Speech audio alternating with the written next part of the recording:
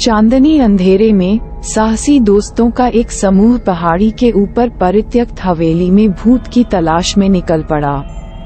जैसे जैसे वे खस्ताहाल हॉल में गहराई तक गए, भयानक फुसफुसाहटें गूंजने लगीं, जिससे उनकी हड्डियां ठंडी हो गईं। अचानक परछाइयां जीवित होने लगीं, जिससे भीतर फंसी तामसिक आत्माएं प्रकट हो गईं।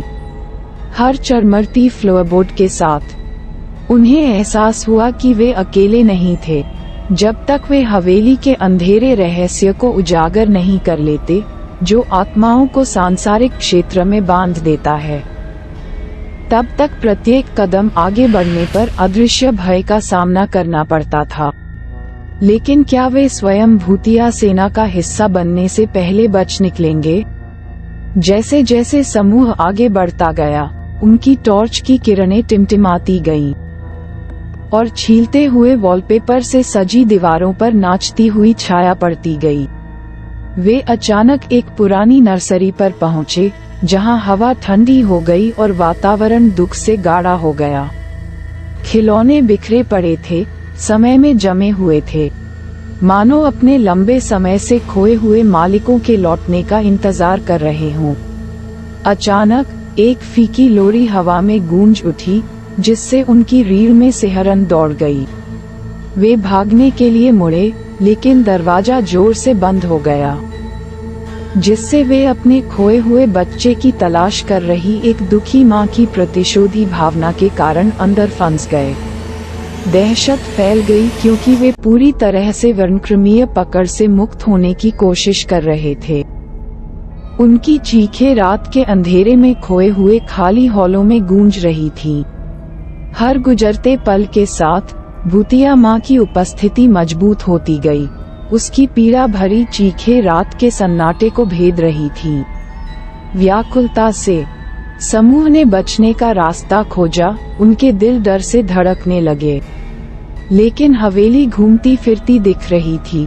इसका लेआउट ऐसे बदल रहा था मानो किसी दुष्ट शक्ति द्वारा निर्देशित हो।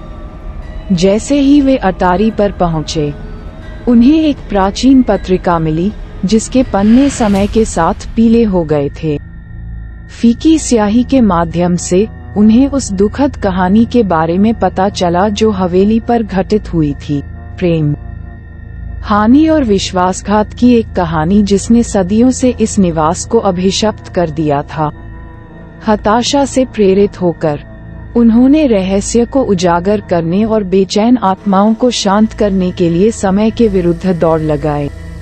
लेकिन जैसे जैसे वे अतीत के रहस्यों में गहराई से उतरते गए, उन्होंने अनजाने में अंधेरी ताकतों को जागृत कर दिया, जिससे आतंक के बवंडर में उन सभी को भस्म करने की धमकी दी गई।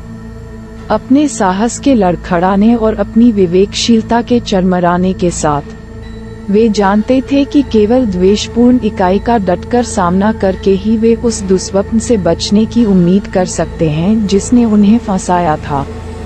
लेकिन क्या वे बेदाग निकलेंगे, या पहाड़ी के ऊपर बनी हवेली के प्रेतवाधित इतिहास में एक और दुखद अध्याय बन जाएंगे? अटारी की मंद रोशनी में उन्होंने हवेली के नीचे एक भूले हुए कक्ष की ओर जाने वाले एक छिपे हुए मार्ग को उजागर किया। जैसे जैसे वे गहराई में उतरे, हवा सदियों पुराने रहस्यों के बोझ से भारी हो गई। दीवारों पर अजीब प्रतीक सजे हुए थे, उनका अर्थ समय के साथ खो गया, जबकि टपकते पानी की आवाज अंधेरे में अशुभ रूप से गूंजती थी। कक्ष के मध्य में उन्हें एक प्राचीन वेदी मिली, जो टिमटिमाती मोमबत्तियों से घिरी हुई थी, और वहां छाया के बीच मां की भूतिया आकृति खड़ी थी।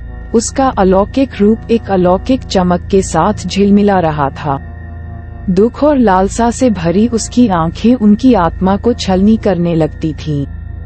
कांपते हाथों से उन्होंने शांति के लिए हार्दिक प्रार्थना की, पीड़ित आत्मा से परलोक में सांत्वना पाने की भीख मांगी। एक पल के लिए हवा शांत हो गई, मानो समय ने ही अपनी सांसें रोक ली हों।